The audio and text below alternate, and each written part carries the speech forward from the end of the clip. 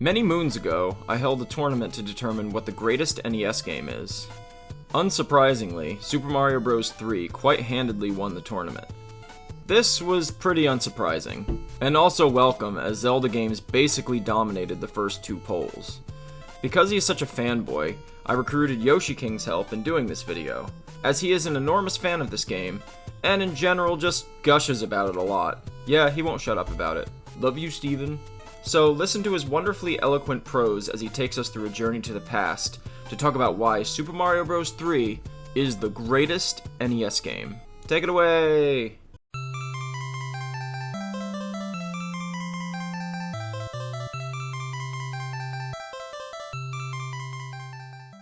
The year is 1986.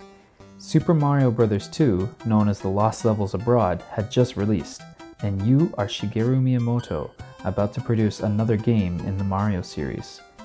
With the decade of the Famicom's dominance coming to a close, what do you have in mind for the final Mario title this game system will have to offer? Let's hear what he had to say. I wanted to make a game that would be the culmination of all NES cartridge games up to that point. And that's exactly what he and his team did. Super Mario Bros. 3 is a piece of art that masterfully combines many different concepts in one neat package.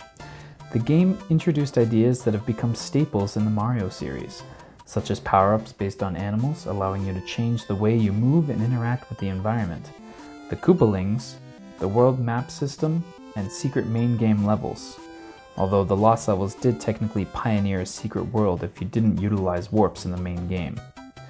Not only that, the game pushed the Famicom and NES to their limits by utilizing new technology inside of the cartridges, allowing for a vastly improved audio and visual experience. One doesn't have to look for more than a few minutes to see just how vast a gap there is between the original Super Mario Bros. And 3's unique levels. While Super Mario Bros. Is said to have about 7 or 8 people in the development team, Super Mario Bros. 3 brought that total up to 30, and it shows. This advancement wasn't without its own developmental challenges though.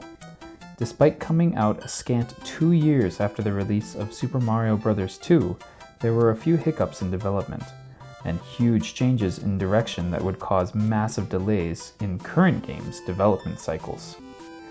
One of these is the original decision to make the game's perspective from a bird's eye view, which Miyamoto has said would have caused obvious problems in judging how close Mario was to the ground when making a jump, especially critical for hitting enemies, and, platforming.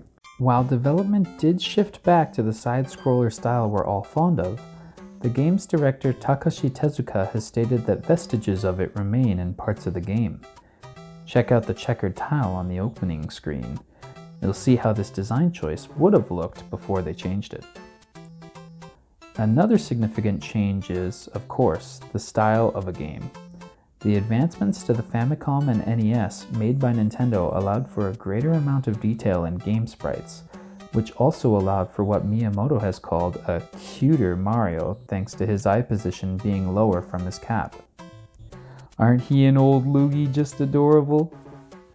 Again, thanks to the advancements in the Famicom and NES, there was a much deeper level of detail afforded to the developers, allowing for the creation of unique worlds, settings, backgrounds, sprites, and animation too. Combine these features with an art direction that envisions this Mario Bros. Adventure as a stage play, and you have a fantastic overall picture set in the players' minds, even if it's not a conscious thought. This, I feel, is one of the most defining things about Super Mario Bros. 3. Its in-game art style became timeless in its own way, much like other flagship Nintendo series. The difference is that this art decision simultaneously set it worlds apart from both the original Super Mario Bros. And the Doki Doki Panic reskin the West got for Super Mario Bros. 2, while encouraging players to get whisked away in its story through multiple worlds. Of course, it's not just what we see with our eyes that defines the style of a modern work of art. Sound design in movies, TV shows, and other art makes a huge impact as well. What's that you say? Video games aren't art? Well, you plebeian Luddite, Van Gogh was only able to sell one of his paintings. One! While Super Mario Bros. 3 stands at 17 million copies sold. So check your bad opinions right there at the Not Cool Kids door. Anyways, music. Mario Bros. 3 had some amazing tunes, and they all came from a single mind, Koji Kondo's. Can you believe this absolute madman? He worked all by himself, not only on Super Mario Bros. 1, but on 3, despite the development team ballooning. He says he even had trouble figuring out how to differentiate the Super Mario Bros. 3 ground theme from the original Mario Bros. But in the end, I think all of the themes he composed turned out wonderfully. They all have a certain charm to them.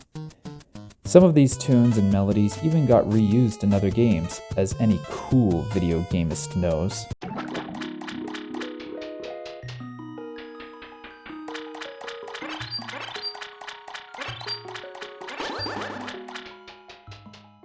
Kondo says he wants all you game players out there to listen to the advanced sound techniques that he was able to use, like percussion and timpani, whatever that is. So I think that right there shows this man knows his music and cares a lot about what he created. Do the man justice and go listen to the songs and the timpani and the zip zop zoobada bob.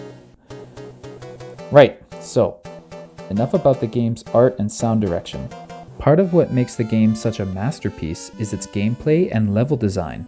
I'm sure that for many people, the challenges that Super Mario Bros. 3 brought were daunting, but it was ultimately these challenges coupled with tight controls and a variety of power-ups that make the game work so well. Personally, I would assert that Mario 3 had greater individual challenges than Super Mario World, but perhaps that's a debate left for the comments section. Do not at me. Some levels scrolled automatically, forcing you to make split-second decisions that would end your life or carry you forward to the next adrenaline rush. The levels were also built around rewarding good play, with the raccoon and frog suits allowing you to get to otherwise inaccessible areas, an incredible idea that would be brought into Super Mario World with the cape allowing for flight. I think it's important to zoom in on this little tidbit of game design, because it's changed how we view level design in Mario games as a whole. Have you ever noticed that newer 2D Mario titles like New Super Mario Bros. Wii have felt empty? This is largely due to the camera being zoomed out, likely to accommodate for multiple players. But without access to the power of flight, these levels have had limited exploration compared to Super Mario Bros. 3 and World. In other words, being able to explore more of the Y-axis, that is, up and down in the level, adds a delightful amount of depth to exploration throughout the various worlds. This application of level design is consistent too. You'll see it exemplified in the very first level, where obtaining the raccoon tail via the super leaf allows Mario to fly, but also in many later levels, where utilizing flight can net you some astounding rewards. Likewise, obtaining a frog suit helps immensely in World 3, where having its improved swimming ability can help you swim through strong currents and into warp pipes full of goodies. Of course, boss fights are an integral part of game design, so it's important to mention here that the Koopalings provided differentiated boss fights in each of your encounters with them. This was a first for the series in Japan, as the Doki Doki Panic reskin Westerners got had very memorable and unique bosses. Either way, the Koopalings' inclusion set the bar for Mario titles, however low it may have been. At the very least, the Koopalings are unique characters that have been utilized as checkpoints for other Mario games and have unique fighting styles which would be further expanded upon in Super Mario World. All of these level design ideas are incredible in the first place, but what makes Super Mario Bros. 3 even more compelling is the rewards and bonuses found throughout late game upgrades like Kuribo's shoe, the Tanuki suit, and the Hammer Brothers suit. These all provided exciting rewards for completing significant portions of the game. The worlds themselves had incredible secrets too, all of which you could interact with. Ever seen the treasure ship? Probably not, because it's basically one of the most insanely obscure rewards ever thought of. How about the white mushroom house? Yeah, I bet you scrubs don't even know the specific coin combination to unlock them. Neither do I, but that's besides the point. With the item system, you could use hammers from the overworld to access new roads, put enemies to sleep with the music box, or even make yourself able to fly infinitely for a whole level. Oh, what's that you say? Enemies on the overworld?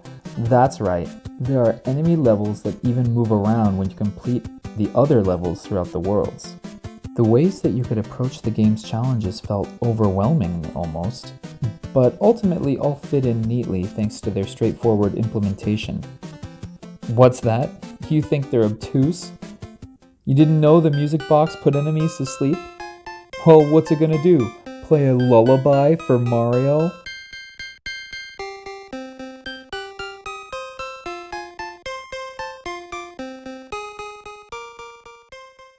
I feel like I've overstayed my welcome by monologuing about how much I love Super Mario Bros. 3, so I'm going to see myself out at this point. The game definitely deserves the title of Best NES Game due to the sheer amount of effort and amazing ideas put into it, and it's been a privilege to be able to blather on about all of the reasons that I love it. It is hands down the best 2D Mario platformer, except no substitutes, especially not the All-Stars version of this game on the SNES. Play it on the Switch Virtual Console, on the NES Classic, or even an old NES. No matter what, you're bound to have a good time. Thanks for having me on, Rob, and thanks to all of you for listening to the many reasons why Super Mario Bros. 3 is the best game on the NES. But actually, I don't know, the music can't really compare to the magic that is the Silver Surfer game.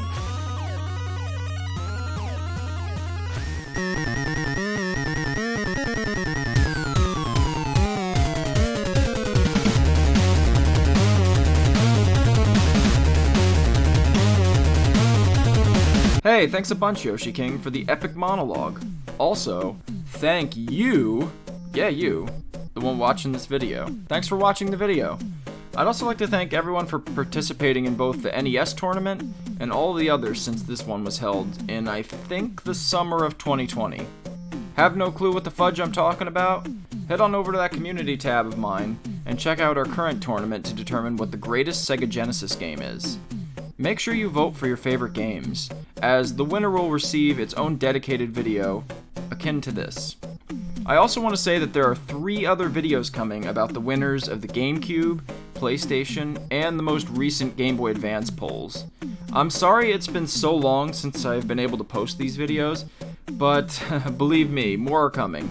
Also, if you're new and you like the video, I'd really appreciate a like and a subscribe, as it helps support both myself and the channel. See all of you next time. Peace. Wow, wow, wow, wow, wow. Wow. Wow.